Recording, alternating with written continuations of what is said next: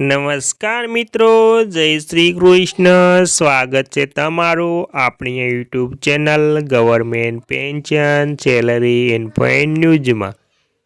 તો વાલા દર્શક મિત્રો, 2026 વૃદ્ધ લોકોના પેન્શનમાં વધારો. તો વાલા દર્શક મિત્રો, તમે પણ 65 વર્ષ ઉપરના પેન્શન ધારક એટલે કે વૃદ્ધ પેન્શનર છો તો તમારા માટે આ માહિતી ખૂબ જ અગત્યની થવાની છે. તો વાલા દર્શક મિત્રો, 65 વર્ષથી 80 વર્ષ ઉપરના પેન્શનરોને વધારાના 8 લાભ જાહેર. હવે પેન્શનરોમાં આનંદનો માહોલ, મોજે દરિયા અને પેન્શન અને પગારમાં ઢગલાબંધ વધારો. તો વાલા દર્શક મિત્રો, શું છે હકીકત, તેની તમામ વાત મિત્રો આપણે આજે આ વિડીયો મારફતે કરીશું. તો વાલા દર્શક મિત્રો, તમને પણ એક નમ્ર વિનંતી એટલે કે રિક્વેસ્ટ છે કે તમે આપણી ચેનલમાં નવા હોય તો આપણી ચેનલને સબસ્ક્રાઈબ કરી લેજો અને વિડીયો ગમે તો લાઈક પણ કરી દેજો. તો વાલા દર્શક મિત્રો, વિગતવાર વાત કરીએ તો વરિષ્ઠ નાગરિક યોજના 2026 આ ભારત સરકારની સૌથી વિશ્વસનીય યોજનાઓમાંથી એક છે, જેનો ઉદ્દેશ્ય વરિષ્ઠ નાગરિકોને નિવૃત્તિ પછી નિયમિત અને સુરક્ષિત આવક પૂરી પાડવાનો છે. આ યોજનામાં રોકાણ કરીને વરિષ્ઠ નાગરિકો નાણાકીય રીતે સ્થિર ભવિષ્યની સુનિશ્ચિત કરી શકે છે. આજના સમયમાં જ્યારે ફુગાવો સતત વધી રહ્યો છે, ત્યારે વરિષ્ઠ નાગરિકતા પેન્શન યોજના ખાસ કરીને એવા લોકો માટે ફાયદાકારક છે જેઓ જોખમથી દૂર રહીને ખાતરીપૂર્વક વળતર માંગે છે.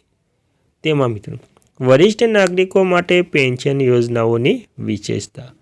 આ યોજનાની મુખ્ય વિશેષતાઓ એવી છે કે સુરક્ષા અને ગેરંટીકૃત વળતર આપવાની. આ યોજનામાં રોકાણ કરતાં સરકાર તરફથી નિશ્ચિત વ્યાજ આપવામાં આવે છે, જે સામાન્ય બચત યોજના કરતાં પણ વધુ સારું જોવામાં આવે છે. આ યોજનામાં નિશ્ચિત પરિપક્વ સમયગાળા દરમિયાન રોકાણકારો અગાઉથી જાણે છે કે તેમાં ક્યારે કેટલું મળશે.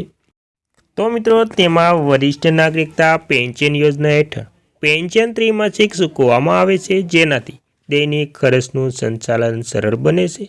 અને હવે વરિષ્ઠ નાગરિકો પેન્શન યોજનાઓના લાભોની વાત કરીએ તો વરિષ્ઠ નાગરિકતા પેન્શન યોજનામાં રોકાણ કરવા માટે વ્યક્તિની ઉંમર 60 વર્ષ કે તેથી હોવી આવશ્યક છે.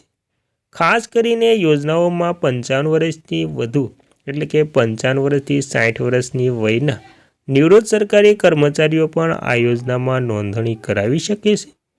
રોકાણ કરવાની જે રોકાણ કરે છે તે વ્યક્તિ રીતે અથવા તો સંયુક્ત ખાતા દ્વારા કરાવી શકે છે.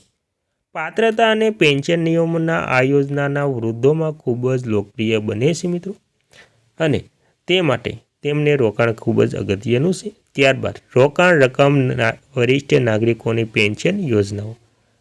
આ યોજનાઓમાં લઘુત્તમ અને મહત્તમ યોજના મર્યાદા નક્કી કરવામાં આવી છે, જેનાથી વરિષ્ઠ નાગરિકો દર વર્ષે તેમાં રોકાણ કરી શકે છે. આ યોજનામાં એકમ રકમ જમા કરાવીને જોડાઈ શકે છે. વ્યાજ દર અનુસાર નિયમિત પેન્શન મળે છે, જેનાથી નાણાકીય આયોજન સરળ બને છે. તે એવા લોકો માટે યોગ્ય છે જેઓ સુરક્ષિત રોકાણ સાથે સ્થિર આવક ઈચ્છે છે. અને મિત્રો, ત્યારબાદ વરિષ્ઠ નાગરિક પેન્શન યોજનાનો સૌથી મોટો ફાયદો એ છે કે લઘુત્તમ યોગદાન સરકાર દ્વારા આપવામાં આવે છે, જે મૂડી સુરક્ષા સુનિશ્ચિત કરે છે. આ યોજના દ્વારા આપવામાં આવતી નિયમિત પેન્શન વરિષ્ઠ નાગરિકોને આત્મનિર્ભર બનાવવા માટે શક્ય બનાવે છે અને તેમના પરિવારો પર નાણાકીય બોજ ઘટાડે છે.